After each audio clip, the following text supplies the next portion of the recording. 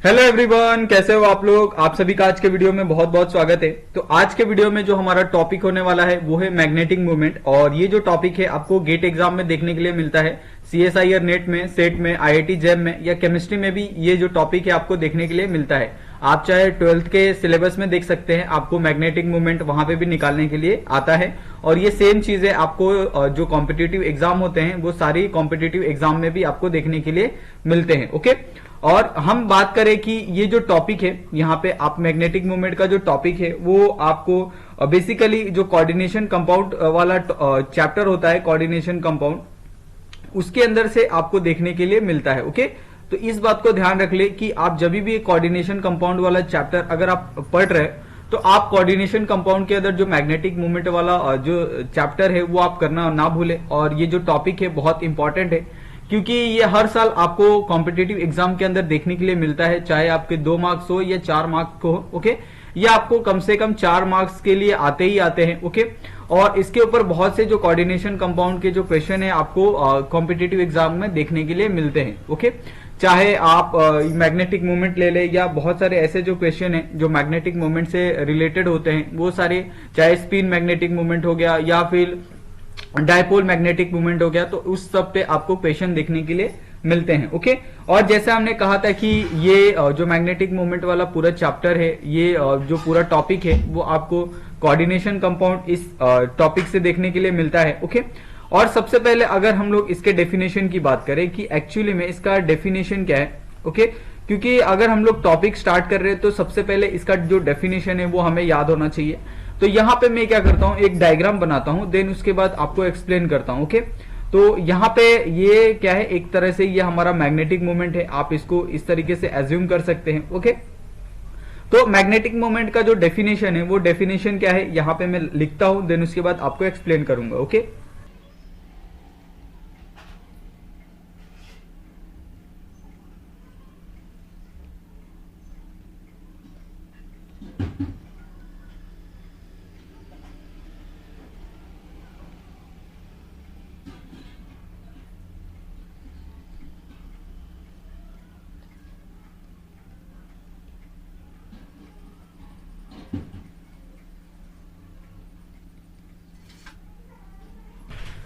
तो यहाँ पे अभी हमने जो मैग्नेटिक मूवमेंट था उसका जो डेफिनेशन है यहाँ पे लिखा कि magnetic movement is defined as the magnetic strength and orientation of a magnet और other object that produce a magnetic field. यानी एक ऐसा ऑब्जेक्ट होता है जो आपका जो मैग्नेटिक फील्ड है वो प्रोड्यूस करता है। ओके, और अगर हम लोग इसके यूनिट की बात करें, मैग्नेटिक मूवमेंट की यूनिट की बात करें, तो इसका जो यूनिट होता है वो इसका यूनिट होता है, अगर हम लोग इसके ऑब्जेक्ट के मीटर की बात करें तो ये होता है 1 एम्पियर। ओके, और अगर एम्पियर अगर इसकी यूनिट को हम लोग ले तो ये होता है हमारा 1 ampere per metre square. Okay, और अगर हम लोग यहाँ पे इसकी यूनिट की बात करें तो ये होता है 1 जूल पर टाइम। ओके, तो इस तरीके से आप यूनिट को लिख सकते हैं। ओके, अगर हम लोग इसके बाद अगर हम लोग मैग्नेटिक मूवमेंट को डिफाइन करें कि एक्चुअली में मैग्नेटिक मूवमेंट होता क्या है, वो सारी चीजें देखें। ओके,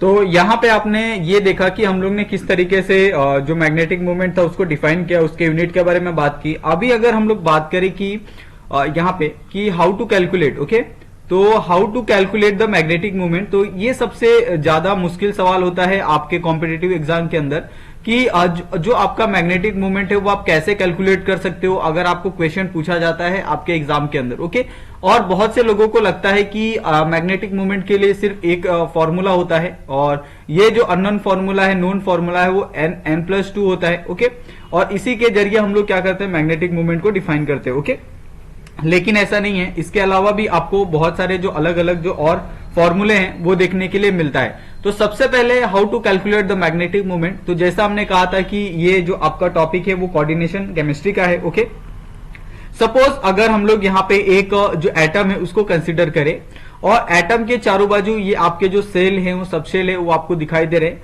अगर कोई पर्टिकुलर इलेक्ट्रॉन है, ये देखिए यहाँ पे अगर पर्टिकुलर इलेक्ट्रॉन है, आपको पता है कि जो एक इलेक्ट्रॉन होता है वो अपने खुद के एक्सिस पे भी क्या करता है, स्पिन करता है। इसके लिए हम लोग क्या करेंगे, इसको हम लोग स्पिन मोशन बोलेंगे। ओके, तो हमने कहा था कि स्पिन मोशन क्यों बोलेंगे, क्योंकि आपको पता है कि सबका खुद का एक एक्सिस होता है अगर ये यहाँ से ये घूम रहा है तो ये खुद के अराउंड भी क्या कर रहा है, अपना जो एक स्पिन है वो कंप्लीट कर रहा है।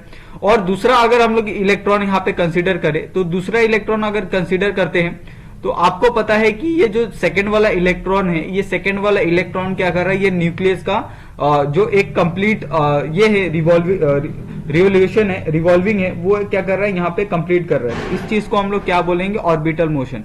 तो ये दोनों चीजें आपको समझ गई होगी कि स्पिन मोशन किसको बोलते हैं और ऑर्बिटल मोशन किसको बोलते हैं। ओके, और इन दोनों मोशन से ही हम लोग क्या जो मैग्नेटिक मोमेंट का जनरेट है वो हम लोग यहाँ पे फाइंड करते हैं। ओके, और यहाँ पे जो both the moment generate the magnetic moment. Okay, तो इस चीज से आपको इतना तो अंदाजा होगा कि इन दोनों की मदद से हम लोग क्या कर सकते हैं, जो मैग्नेटिक मोमेंट है उसको हम लोग जनरेट कर सकते हैं। अभी अगर हम लोग यहाँ पे अगर इसके टोटल की बात करें, इसके मैग्नेटिक मोमेंट का जो हमारा टोटल आएगा वो क्या आएगा, तो यहाँ पे अगर हम लोग इसके मैग्नेटिक मोमेंट के टोटल की बात करें तो यहाँ पे हमने टोटल लिया। ओके, और ये क्या आ जाएगा, spin moment plus orbital motion. Okay, तो यहाँ पे spin motion plus orbital motion, और इन दोनों का जो सम होगा उसको हम लोग बोलते हैं स्पिन टोटल। ओके, तो ये आपको ध्यान रखना है कि आप जब भी अगर टोटल वैल्यू निकाल रहे तो आपके पास स्पिन मोशन की भी वैल्यू होनी चाहिए और ऑर्बिटल मोशन, ये दोनों की जो वैल्यू है वो आपके पास होनी चाहिए। ओके, अभी अगर हम लोग नेक्स्ट यहाँ पे अगर मूव करें तो आप सभी को पता है कि हम लोग के पास जो सबसे फेवरेट यहाँ पे एक फॉर्मूला होता है स्पिन मोशन का, वो क्या होता है यहाँ पे, वो होता है कि under root S. Okay, under root S, sorry यहाँ पे under root 4s, okay, S plus 1, ये आपका एक फॉर्मूला है। और अगर यहाँ पे एक और दूसरा जो फॉर्मूला है जिसका इस्तेमाल हम लोग बहुत ज्यादा करते हैं वो है एन प्लस 1। तो ये हो गया आपका स्पिन मोशन का जो फॉर्मूला है, ये आप ध्यान रखें और इसको आप अपने बुक में या किसी भी चीज में आप इसको नोट करके रखें। ओके, और अगर हमें यहाँ पे इसका जो ऑर्बिटल मोशन है, वो ऑर्बिटल मोशन अगर हमें फाइंड करना है तो ऑर्बिटल मोशन के आपके बहुत सारे फॉर्मूले होते हैं। ओके, क्योंकि स्पिन मोशन का एक सिंगल सा फॉर्मूला है, लेकिन जो ऑर्बिटल मोशन होता है उसके अंदर डिफरेंट फॉर्मूले होते हैं। और ये डिफरेंट फॉर्मूले कैसे होते हैं कि अगर कोई भी अगर इट्स ऑर्गल if the ground state is triply oriented then the orbital contribution take place. तो आपको पता है कि ऑक्टाहेड्रल के अंदर क्या होता है, ये होता है T2G। ओके, और अगर टेट्राहेड्रल की बात करें तो ये होता है EG। ओके, और ये दोनों क्या होने चाहिए, एक दूसरे के असिमेट्रिकली फील होने चाहिए, तभी हम लोग क्या कर सकते हैं, जो ऑर्बिटल मोशन है वो हम लोग फाइंड कर सकते हैं। तो ये असिमेट्रिकली क्या होने चाहिए, फील होने चाहिए। तो ये आप नोट कर ले, ये भी असिमेट्रिकली फील होने चाहिए, तभी हम लोग क्या कर सकते हैं, जो ऑर्बिटल मोशन है उसको हम लोग फाइंड कर सकते हैं। ओके, और यहाँ पे 4 टाइप के जो फॉर्मूले होते हैं, 4 टाइप के जो फॉर्मूले होते हैं उनको मैं यहाँ पे एक बार नोट डाउन कर लेता हूँ, और मेरा रिक्वेस्ट रहेगा कि आप लोग भी इसको नोट डाउन कर ले। पहला यहाँ पे अगर हम लोग स्पिन की बात करें, स्पिन ऑर्बिटल की बात करें, स्पिन ऑनली की बात करें, सॉरी, तो स्पिन ऑनली का जो फेवरेट यहाँ पे हमने किया था 4s, ओके, s प्लस 1, ये आपका एक फॉर्मूला। और दूसरा यहाँ पे हमने लिखा था, ये था आपका n प्लस 2। ओके, और n आपका क्या होता है, अनपेयर इलेक्ट्रॉन होता है। किसी भी अगर किसी भी एटम को आपने कंसिडर किया तो n इज इक्वल टू जो अनपेयर इलेक्ट्रॉन होता है उसको हम लोग यहाँ पे लिखते हैं। ओके, और अगर हम लोग सेकंड वाला देखें तो सेकंड वाले का अगर हम लोग टोटल निकालते हैं, ठीक है, तो इसका जो फॉर्मूला है, इसका जो फॉर्मूला है वो क्या है, G। ओके, ये आप ध्यान रखें, G J प्लस 1। ओके, तो यहाँ पे इसका जो फॉर्मूला है J प्लस 1, और इसके अंदर हम लोग मोस्टली कौन से जो इनर ट्रांजिशन एलिमेंट है उनका हम लोग इस्तेमाल करते हैं। तो ये आप ध्यान रखें, इनर ट्रांजिशन जो मेटल होते हैं, एटम होते हैं, उनका हम लोग इसके अंदर बेसिकली इस चीज से हम लोग क्या करते हैं, इसको फाइंड करते हैं। ओके, और थर्ड में अगर हम लोग देखें, और ये जो थर्ड है वो ट्रिपली डीजनरेटेड ग्राउंड स्टेट के लिए है, जिसमें हम लोग इसका अगर टोटल फाइंड करते हैं तो उसका जो फॉर्मूला है, उसका फॉर्मूला अगर आप देखें तो इस तरीके से है 4s प्लस 1। ओके, और यहाँ पे जो सेकंड वाला प्लस L प्लस 1। ओके, तो इस तरीके से हम लोग जो ट्रिपली जनरेटेड ग्राउंड स्टेट है उसका जो हम लोग फॉर्मूला है यहाँ पे हम लोग इस चीज से फाइंड करते हैं। ओके, और फोर्थ वाला यहाँ पे जो म्यू टोटल है, ओके, वो टोटल हम लोग किस तरीके से फाइंड करते हैं। आपके पास अगर जो स्पिन ओनली है, अगर स्पिन ओनली 1 माइनस आपका यहाँ पे लैम्डा थीटा डेल्टा। ओके, और ये जो बेसिकली है ये सिंगली ट्रिपलेट के लिए है। अगर ये हमने ट्रिपली डिजेनरेटेड के लिए यहाँ पे फाइंड किया, और ये हमारा क्या है जो सिंगली है, ट्रिपली है, स्पिंगली है और स्पायरिंगली है, उस चीज के लिए हम लोग इसको फाइंड करते हैं। ओके, और सेकंड वाले के लिए हम लोग क्या कर सकते हैं, सेकंड वाले के लिए एक और अगर हम लोग फॉर्मूला है उसको हम लोग डिराइव कर सकते हैं। वो हो सकता है आपका G3/2 okay plus S+1 okay आपका माइनस L+1 ओके, और डिवाइडेड बाई ये हो जाएगा आपका 2S+1 ओके।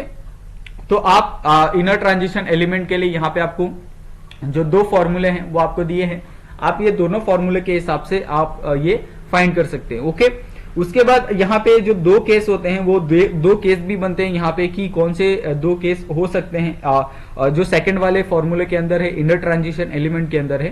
तो यहाँ पे अगर हम लोग बात करें ये सेकंड दो केस हो सकते हैं। पहला केस क्या हो सकता है कि आपका जो टोटल है वो स्पिन से क्या हो सकता है, बड़ा हो सकता है स्पिन ओनली से। ओके, या फिर सेकंड वाला अगर हम लोग बात करें तो सेकंड वाला जो आपका टोटल है ओके, वो क्या हो सकता है, लेस देन हो सकता है आपका स्पिन ओनली से। तो ये दो आपके पास यहाँ पे जो कंडीशन है, जो केस है, वो आपके बन सकते हैं अगर आपने इनर ट्रांजिशन एटम का अगर आपने डिराइव किया मैग्नेटिक मोमेंट तो। ओके, अभी हम लोग क्या करते हैं यहाँ पे जो आपके प्रीवियस ईयर के जो दो क्वेश्चन है आपके गेट के अंदर हो, CSIR नेट के अंदर हो, IIT जेम हो, या फिर किसी भी केमिस्ट्री के कॉम्पिटिटिव एग्जाम के अंदर जो क्वेश्चन आए थे, 2 बार ऐसे क्वेश्चन है। तो ऐसे हम लोग ने 2 क्वेश्चन फाइंड ये किए हैं, शॉर्टलिस्ट किए हैं, और उनको यहाँ पे हम लोग सॉल्व करेंगे ताकि आपको अच्छे से समझ जाए कि आप किस तरीके से जो मैग्नेटिक मूवमेंट के क्वेश्चन है उनका आंसर आप कर सकते हैं। ओके,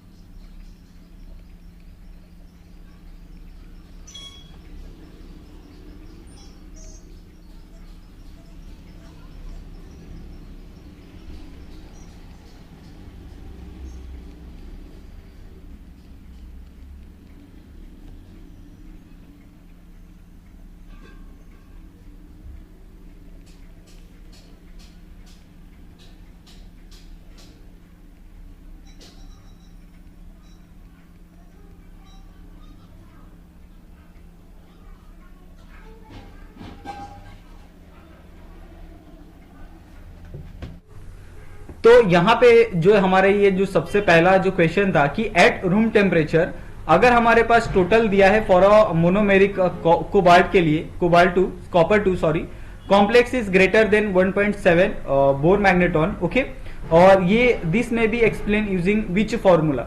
तो ये आप किस फॉर्मूले से आप इसको डिराइव कर सकते हो। तो आपको पता है कि हमारे पास जो म्यू टोटल के यहाँ पे टोटल 3 फॉर्मूले हैं। ओके, 3 फॉर्मूले, जो पहला फॉर्मूला है यहाँ पे अगर आप देखो तो ये आपका J+1 ओके, लेकिन ये क्या है, इनर ट्रांजिशन एलिमेंट के लिए है, और आपका जो कॉपर है वो आपका इनर ट्रांजिशन एलिमेंट नहीं है। ओके, तो ये चीज के लिए नहीं आएगा।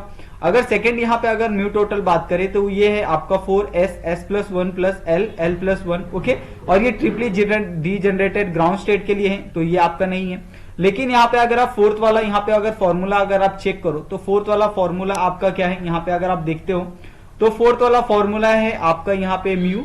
ओके, आपका यहाँ पे ये जो आपका स्पिन ओनली है वो, देन उसके बाद यहाँ पे अगर हम लोग बात करें 1 माइनस अपॉन इंफिनिटी। ओके, तो ये आपका क्या है, यहाँ पे म्यू टोटल का जो फॉर्मूला है वो यहाँ पे हो सकता है। ओके, और इस चीज से आप अगर बात करें कॉपर की, तो कॉपर का अगर आप कॉन्फ़िगरेशन देखते हैं तो वो D9 है, और यहाँ पे अगर मोर देन ये हाफ फील्ड है, क्योंकि आपको पता है कि d ऑर्बिटल में टोटल 10 इलेक्ट्रॉन होते हैं, तो ये हाफ फील्ड है, और ये इसमें जो कंडीशन बैठेगी वो कंडीशन क्या होगी, यहाँ पे mu total is greater than mu spin only. Okay, तो इस तरीके से आप क्या कर सकते हैं, जो आपकी वैल्यू है वो आपका जो फॉर्मूला है इसके अंदर जो यूज होने वाला है वो आप यहाँ पे लगा सकते हो। ओके, अभी जो यहाँ पे हम लोग सेकंड वाला क्वेश्चन देखेंगे वो यहाँ पे आप देखते हैं। ओके,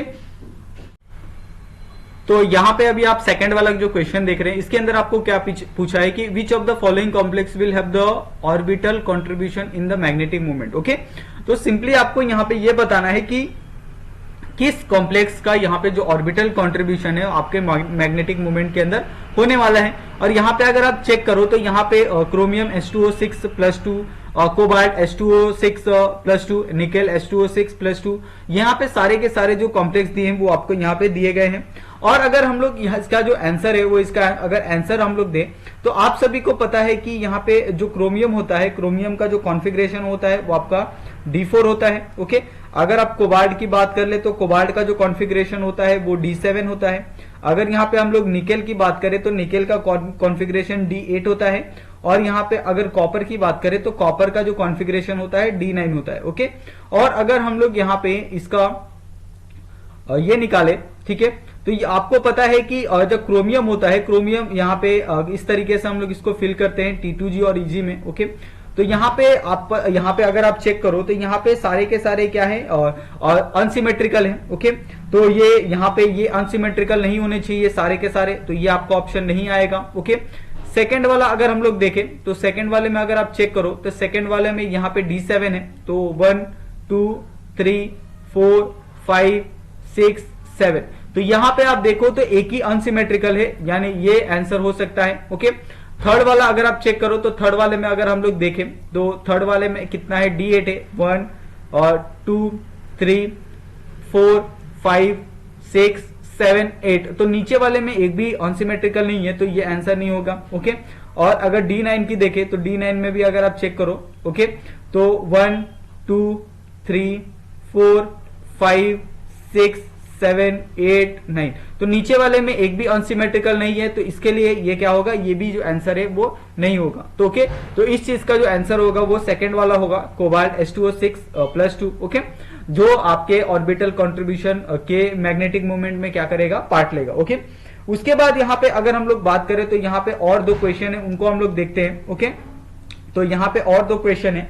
अगर आपको पूछा जाए कि what is the magnetic moment of Mn2+, okay, तो Mn2+ का आपको जो मैग्नेटिक मोमेंट है वो आपको अगर पूछा जाए कि आपका मैग्नेटिक मोमेंट क्या हो सकता है Mn2+ का। ओके, और ऐसे जो क्वेश्चन होते हैं वो आपको आते हैं, तो सबसे पहले तो आपको ये पता होना चाहिए कि Mn2 का ये डी जो कॉन्फ़िगरेशन है वो कितना है। ओके, उसके हिसाब से आप बता सकते हो कि Mn2 का जो ये है मैग्नेटिक मोमेंट है वो कितना होता है। ओके, तो अगर हम लोग बात करें कि Mn2+ में जो अनपेयर्ड इलेक्ट्रॉन होते हैं वो कितने इलेक्ट्रॉन होते हैं, अनपेयर 5 अनपेयर इलेक्ट्रॉन होते हैं। ओके, तो 5 अनपेयर इलेक्ट्रॉन यहाँ पे आपको Mn2 के अंदर देखने के लिए मिलते हैं। और यहाँ पे मैग्नेटिक मोमेंट का जो सबसे सिंपल सा फॉर्मूला है आपका n+1। ओके, यहाँ पे अगर n की वैल्यू बात करें तो यहाँ पे 5 और यहाँ पे 5+1। ओके, और इस तरीके से ही आपका 5 × 6 हो जाएगा, जिस तरीके से यहाँ पे आपका ये हो जाएगा 30। ओके, और आपको जो वैल्यू आने वाली है वो आपकी आएगी वैल्यू